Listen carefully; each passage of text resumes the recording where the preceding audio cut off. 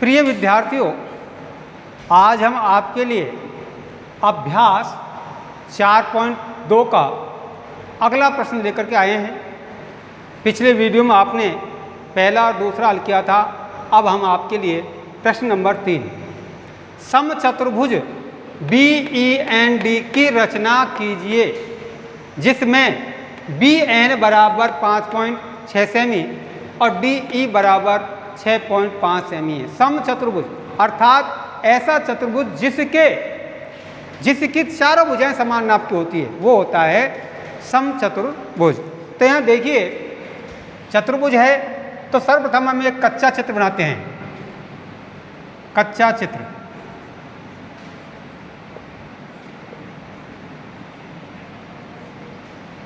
किसी भी नाप का कैसा भी आपको एक चतुर्भुज बनाना है, जिस पर नाप व नाम अंकित करने हैं BEND।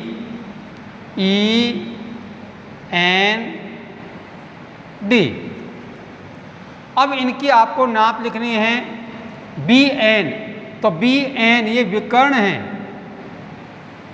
BN बराबर 5.6 सेमी और DE ये दूसरा विकर्ण है, जिसकी नाप आपको दी गई है 6.5 सेमी।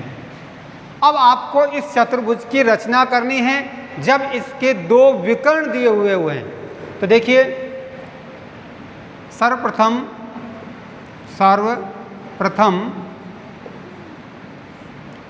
BEND एक चतुर्भुज बनाया,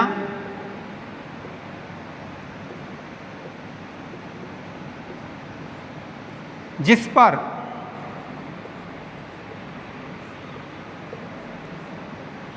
नाम व नाप अंकित किए।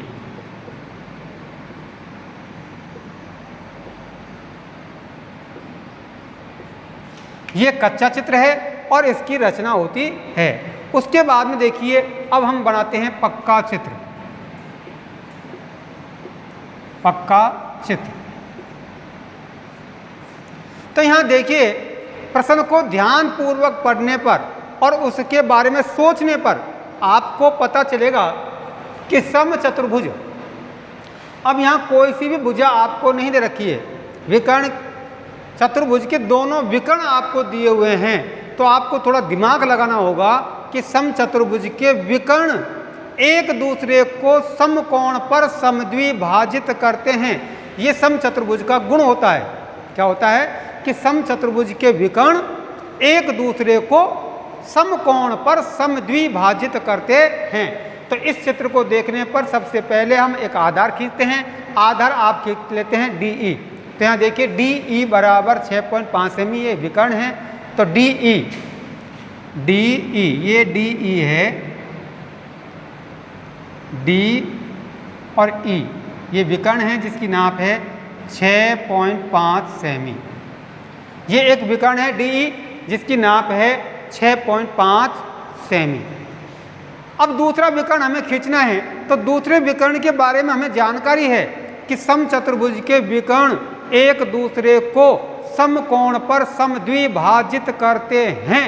अर्थात DE का आपको लंब समद्विभाजन करना होगा। क्या करना होगा? DE का लंब समद्विभाजन करना होगा।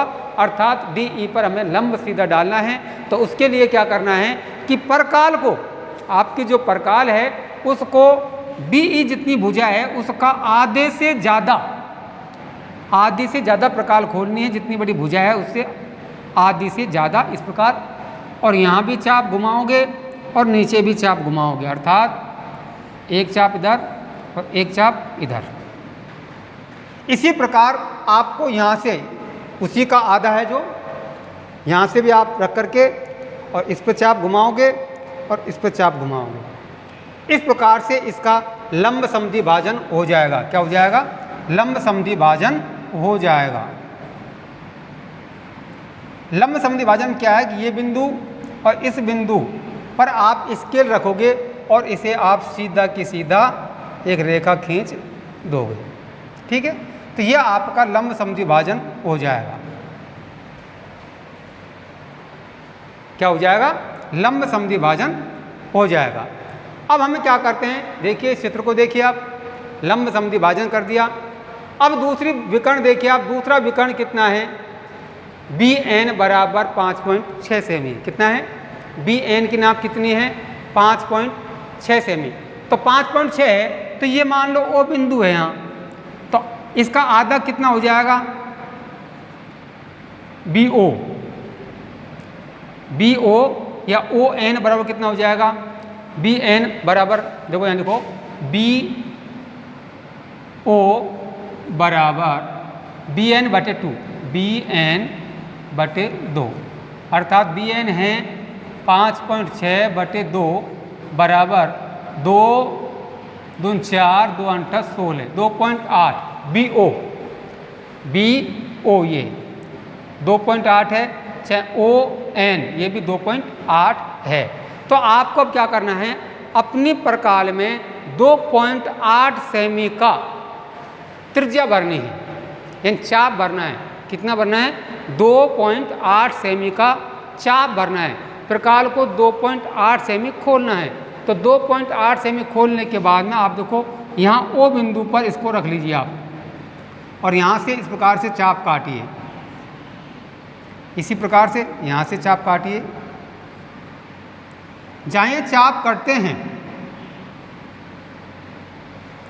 ये चाप कटा है आपका ऊपर नीचे, कहाँ से? इस काटन बिंदु से, ओ से मान लीजिए यहाँ से आपने चाप काटा है, ऊपर की तरफ भी और नीचे की तरफ भी। अब आपको डी और इस काटन बिंदु को मिलाते हैं हम। डी ये इसको मिलाते हैं, इसका नाम आपने देखिए डी ई रखा है, तो बी एन, बी और ये एन। इसी प्रकार से डी एन और ई एन को मिलाओगे। इस प्रकार से मिलाने पर आपको एक समचतुर्भुज प्राप्त हुआ है। क्या प्राप्त हुआ है? समचतुर्भुज प्राप्त हुआ है। इसकी पूरे की नाप 5.6 सेमी है और आधे की नाप कितनी होगी? 2.5 सेमी, 2.8 सॉरी 2.8, और ये भी कितना है? 2.8। ओ से बी की तरफ और ओ से एन की तरफ पहले चाप काटना है, और जहाँ काटन बिंदु आता है, लंब जहाँ कटता है, तो डी बी ई बी और डी एन और ई एन को मिलाने पर आपको क्या मिल जाएगा? समचतुर्भुज प्राप्त हो जाएगा। अब आप इसकी रचना करेंगे, तो देखिए सर्वप्रथम रचना, सर्वप्रथम पेंसिल व पटरी की सहायता से, पेंसिल व पटरी की सहायता से विकर्ण डी ई बराबर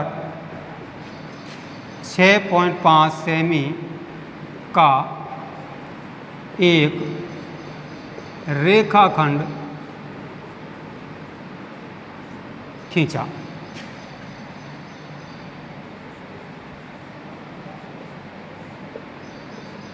ठीक है, डीई भुजा डीई या विकर्ण बीई, विकर्ण डीई का परकाल की सहायता से, परकाल की सहायता से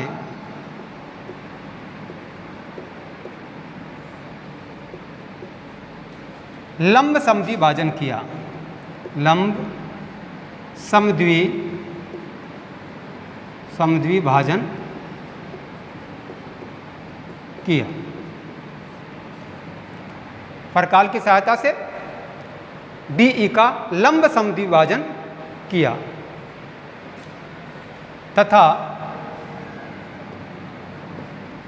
लंब एक्स वाई खींचा, एक्स वाई खींचा। कौन सा लंब? ये एक्स मान लो, ये वाई मान लो, एक्स वाई लंब खींचा। अब आपको क्या करना है कि ओ डी और ओ ई बराबर, तो यहाँ आपको दिया हुआ है बी एन, दूसरा विकर्ण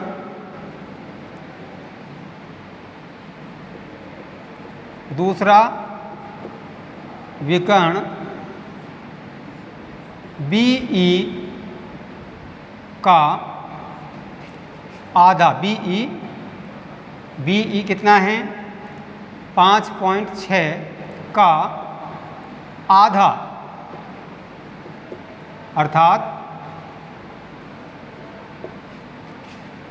2.8 पर काल में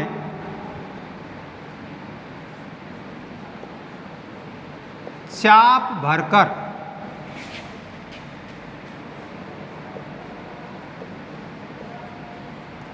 मध्य बिंदु ओ से लंब ओ एक्स पर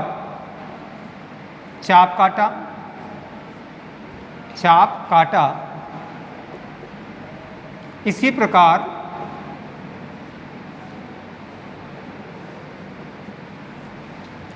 ओ वाई पर चाप काटने पर बी एन प्राप्त हुआ। बी एन बिंदु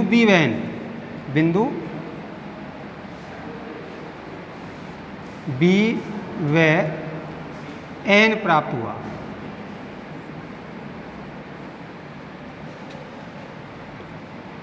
B D E B E N D N को मिलाने पर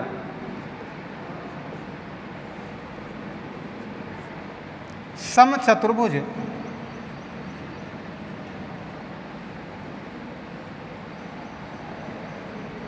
बी ई एन डी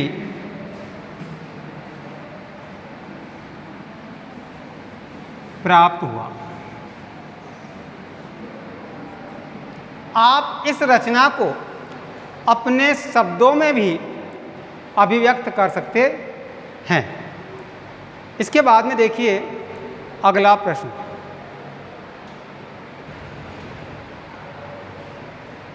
तो देखिए तीसरे प्रश्न के बाद में प्रश्न इस अभ्यास का संपूर्ण हो जाता है, परंतु फिर भी हम आपके लिए परकाल की सहायता से कोण बनाना सिखाते हैं। परकाल की सहायता से, परकाल आप जानते हो, इसकी सहायता से कोण बनाना सीखते हैं। तो हम परकाल की सहायता से 15 का पहाड़ा जो होता है, 15, 30, 45, 60, 75, 90, 105, 120, 135, 150, ठीक है, इनका पहाड़ा, इनके कोण हम परकाल की सहायता से बना सकते हैं। तो देखिए परकाल से कैसे आपको कोण बनाना होता है। सबसे पहले मैं आपको सिखाता हूं 60 डिग्री का कोण, 60 डिग्री का।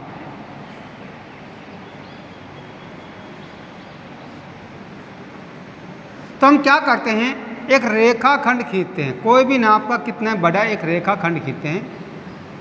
इसका आप कोई भी नाम रख दो, एक्स वाई रख दिया।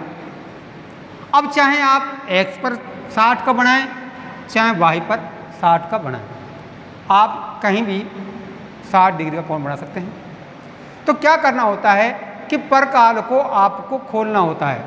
परकाल को कितना खोलना होता है, इतना बड़ा, अर्थात जैसे यहाँ x बिंदु है तो इतना बड़ा एक चाप घुमाना होता है।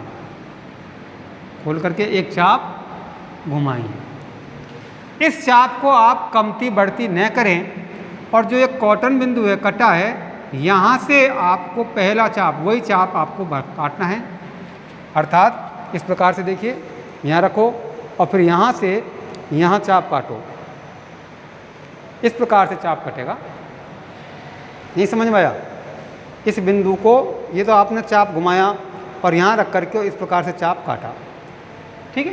अब हम क्या करते हैं कि जो कॉटन बिंदु होता है आपका, जहाँ कटा है ये चाप, इसको और इससे मिला देते हैं।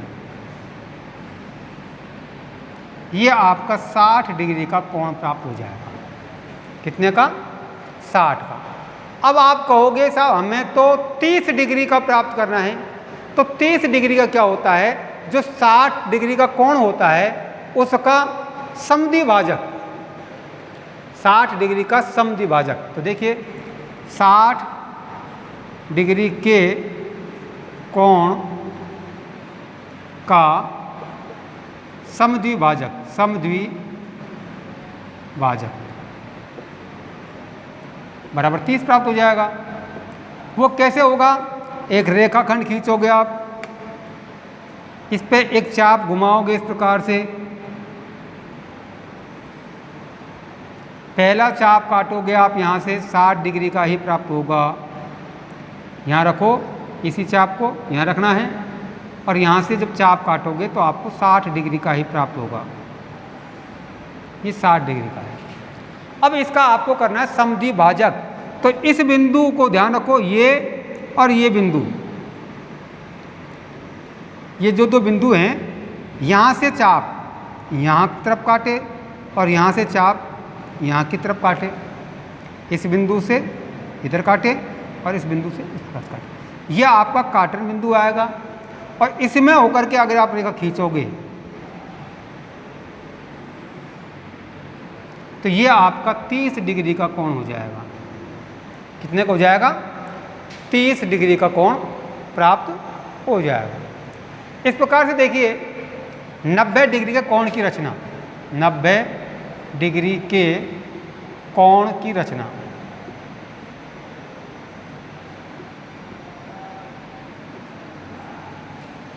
कोई भी आप रेखाखंड खींचोगे, इस पर एक आप चाप घुमाओगे बिंदु पर, ठीक है। यहाँ से पहला चाप काटोगे 60 का कटेगा, दूसरा चाप काटोगे तो 120 डिग्री का कटेगा। ठीक है। पहला चाप कटता है 60 डिग्री का, दूसरा चाप कटता है 120 डिग्री का। 60 और 120 के मध्य में क्या आता है? 60 और 120 के मध्य में आता है 90 डिग्री। अब आप क्या करोगे? 60 ये है, उसी चाप को जो आपने यहाँ से काटा है, उसी चाप को यहाँ भर करके इस काटन बिंदु से यहाँ काटेंगे, इस काटन बिंदु से, देखो इस काटन बिंदु से यहाँ काटोगे और इस काटन बिंदु से यहाँ काटोगे। और जो ये प्राप्त हुआ आपका काटन बिंदु, ये इसको आप इस बिंदु से मिलाते हुए सीधी रेखा खींचोगे तो ये आपका 90 डिग्री का कोण प्राप्त हो जाएगा। कितने डिग्री का प्राप्त होगा? 90 डिग्री का आपको कोण प्राप्त हो जाएगा। अगर मान लीजिए आपको 45 डिग्री का कोण बनाना है तो फैक्ट बात है कि 90 का समद्विभाजन, 90 का आधा 45। तो समद्विभाजन कैसे होता है कोण का? यहाँ से आपने चाप, ये 90 का बन गया तो यहाँ से चाप इधर काट दो, यहाँ से चाप आप इधर काट दो और जो मिलता है उससे क्या बन जाएगा? 45 डिग्री का कोण प्राप्त हो जाएगा। इस प्रकार से हम परकाल की सहायता से कोण बना सकते हैं। जो अगले अभ्यास में आपके लिए परकाल की सहायता से कोण बनाने हैं और चतुर्भुजों की रचना करनी है। अगले वीडियो में हम आपके लिए अभ्यास 4.3 लेकर आएंगे। तब तक के लिए धन्यवाद।